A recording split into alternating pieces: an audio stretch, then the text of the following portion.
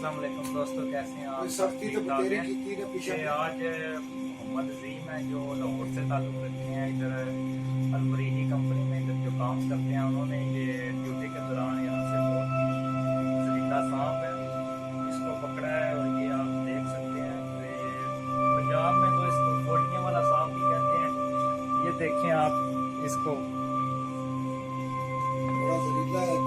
ये बहुत खतरनाक सांप है जो इसको लाहौर के एक जवान ने पकड़ा है।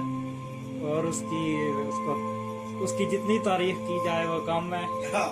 हम उसकी वीडियो आपके साथ अभी शेयर करेंगे। उसकी वीडियो में हमने बताई है कि कैसे उसने ये सांप पकड़ा है। ये बहुत ही खतरनाक है। ये जिंदा है, मरा हुआ नहीं है। ये देखे ये हरकत कर रहा है। अब इसका दिल यही है कि मुझे जल्दी से बाहर निकाला जाए और मैं इनको डांस लूं। तो दोस्तों, ये वो सांप है, इसको मैं छोड़ूंगा तो बिल्कुल भी नहीं, क्योंकि अगर इसको छोड़ दिया तो ये किसी को नुकसान पहुंचाएगा। और ये वैसे भी घबराया हुआ है, ये घबराया है। ये जीभ निकाली हुई है, इसने जुबान निकाली हुई है।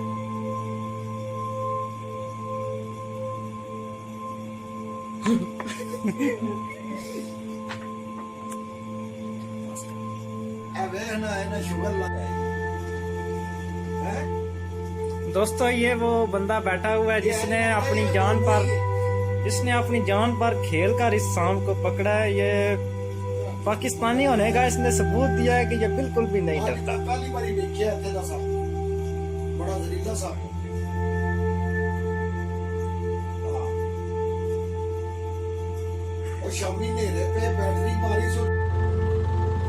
सीधा हो जाए था, गया ही अंदर, गया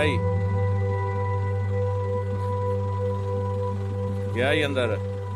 मोरू टो क्रॉस माड़ी जी, नहीं निकलता।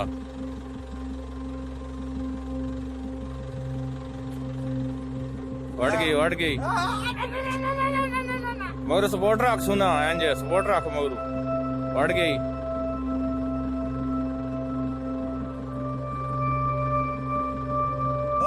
तेरी मेहरबानी में ना जाना तेरी।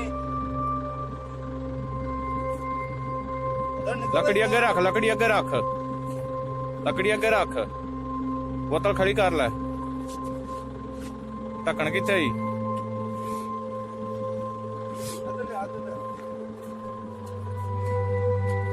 ढक्कन ला उत्ते।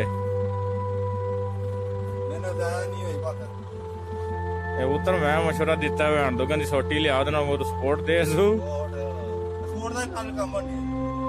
पड़ेगा नहीं है।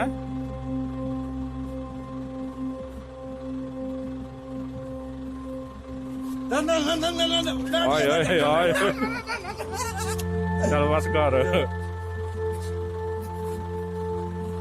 बोतल तारा चले।